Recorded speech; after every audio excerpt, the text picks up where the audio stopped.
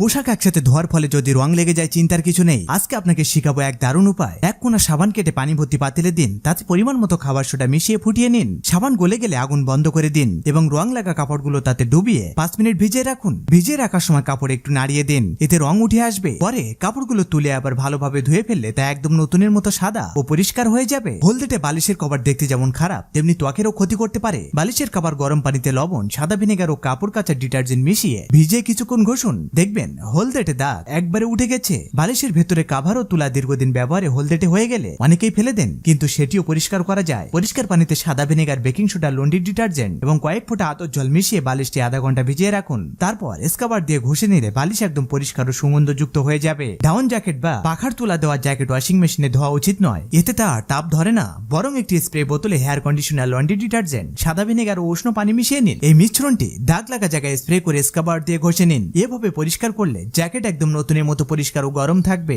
সবশেষে অনুরোধ, আপনি কোথা থেকে দেখছেন সেটি কমেন্ট করে জানান এবং লাইক, সাবস্ক্রাইব ও ফলো করতে ভুলবেন না।